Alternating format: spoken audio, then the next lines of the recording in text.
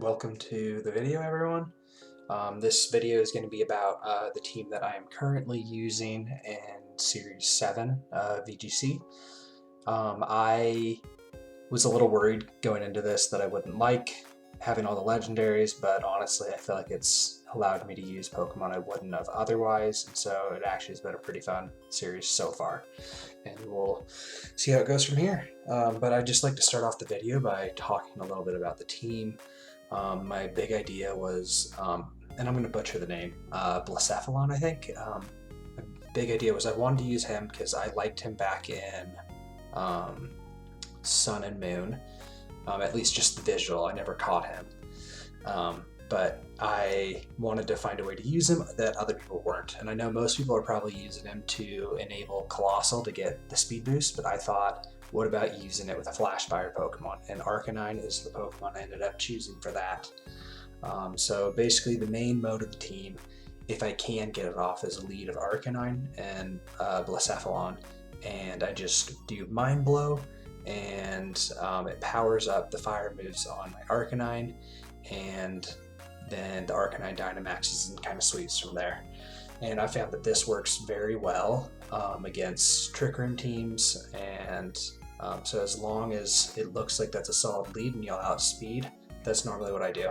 Otherwise, the other mode involves the other Pokemon, either Cramorant powering up Tyranitar with a Surf, enabling his weakness policy, or surfing and having the Cradily get its Storm Drain special attack boosts. I then added the Tornadus so that I could have different options for speed control, and I have Hypnosis as well on my Blacephalon just in case I need to put something to sleep that I'm having trouble dealing with. And then the Arcanine, I did have a ground attack on, but I just wasn't using it very well, and so I switched it to Morning Sun to help give me some recovery as well as a max guard when he's Dynamaxed. So that's the team, and I'm going to show a couple of videos now that I think demonstrate how it works pretty well.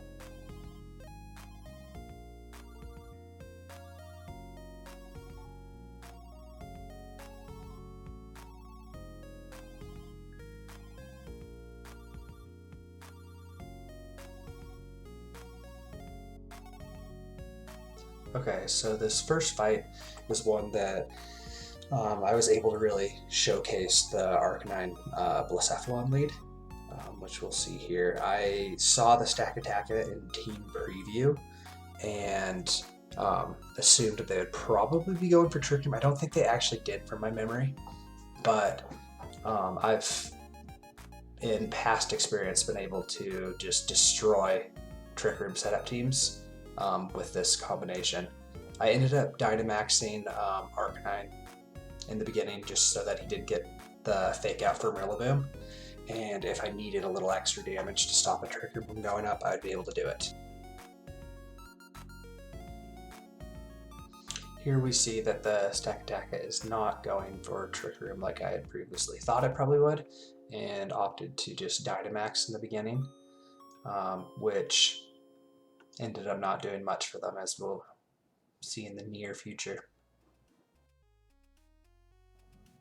So with the rest of this battle, I don't feel like there's much explaining that needs to come from my end. I just continue to collect Mind Blown and then finish things off with Arcanine. So you can just continue watching this. I am not going to keep commentating for this current battle, but I will show later in the video there's two other battles where I actually do different modes of the team and don't do this again. So stick around, keep watching, and you'll be able to see how the team is fully used.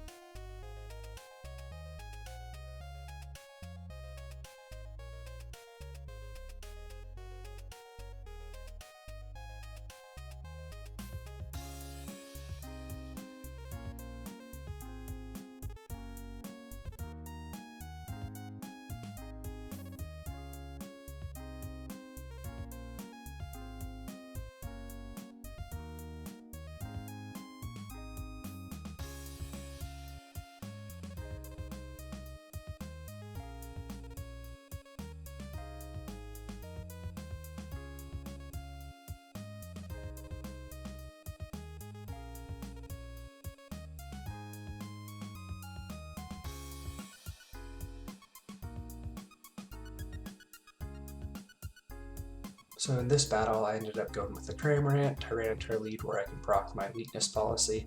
However, when I saw the Dracovish, I decided that I would actually switch out and bring out my Cratylite just in case he was going for a water type attack.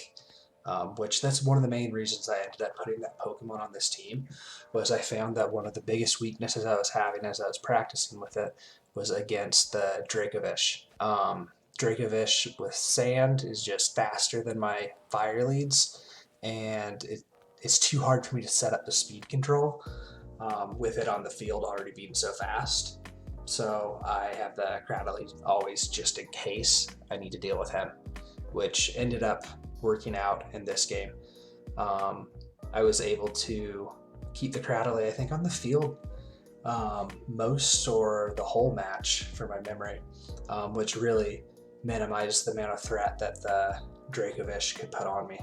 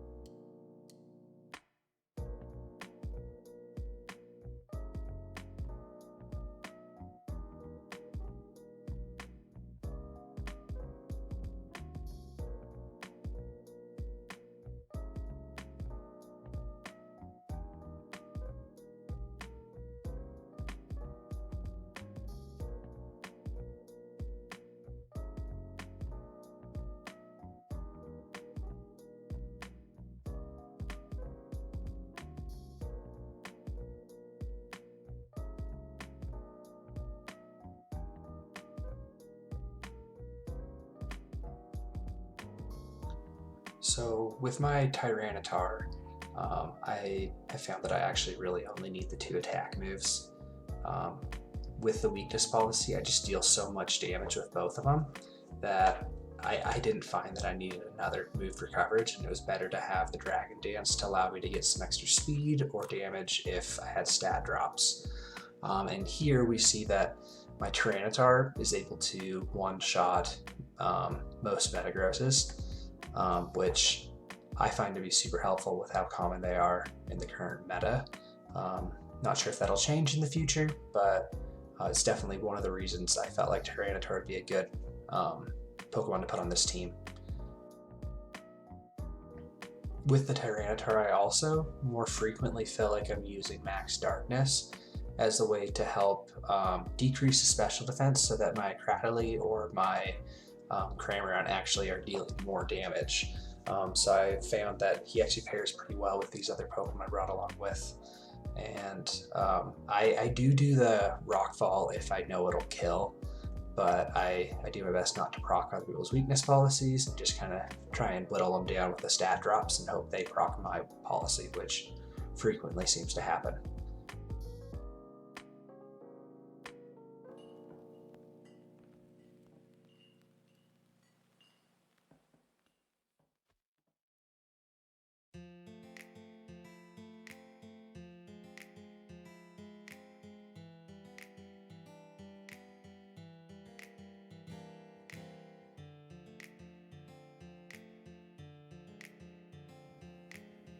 At this point, I choose to bring my Tornadus instead of my Cramorant, just because I don't want to proc his weakness policy, and I felt like it'd be better to whittle down some damage, and then if I need to, I can do the Surf to finish it off.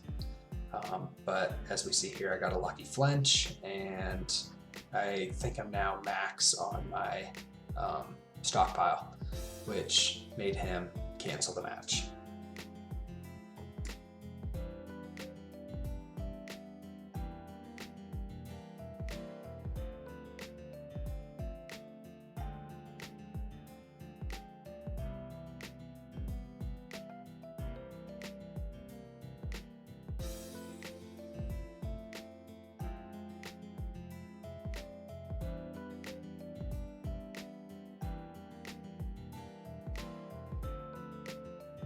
So this match, I feel like, was the strangest of the three. In team preview, I did not expect it to go the way it ended up going. But at the start of the match, I saw this Mimikyu and thought it could be trying to set up Trick Room, so I thought I should just get some damage off on it, and maybe I'll get a lucky crit and be able to kill it, instead of trying to go for a Tailwind and just making all my Pokemon hit last every turn. Here he does end up going for that Trick Room, so I was correct there. My Cramorant is choice scarfed, so from now on out it will be the slowest thing on the field.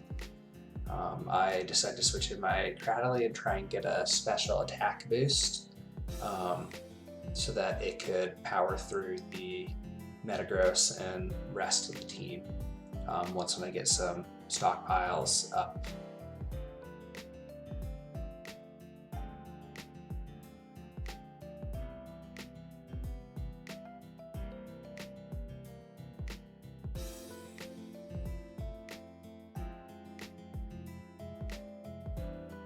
I was definitely not expecting him to have a max Hailstorm into that slot, but it seems like it was a good play on his part. But I lived through it and was able to waste a whole turn of Dynamax. My Cradily I did spec to be max defense, max special attack, so it can take some good hits, but it also can do quite a bit of damage. So I got one special attack boost from this turn, and I actually end up getting the Pikachu in my mouth, which we'll see later ends up being the winning part of the game. Very unexpected, but another reason Cramorant is actually pretty good. And I didn't know this. Maybe it was always this way, or maybe they changed it at some point, but when Cramorant ends up spitting out the fish, it lowers the defense stat of the person hit, which pairs super well with my Tyranitar. So that's just another cool synergy that this team has.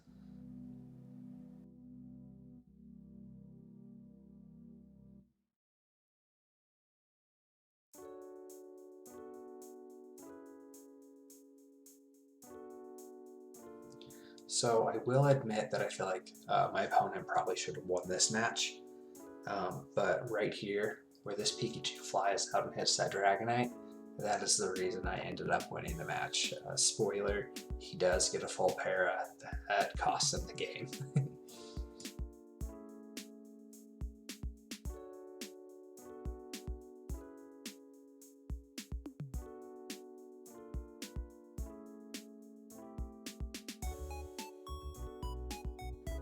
I was able to get the double switch in here, which ended up being nice, and I took a while on this turn to think what to do, but I ended up coming up with the idea of actually going for the Tailwind, even though Trick Room was still up for 2 more turns, just so that I could ensure that their Metagross would hit first and proc my policy, allowing me to then kill it, because I felt like that was a pretty big threat on the field for my team.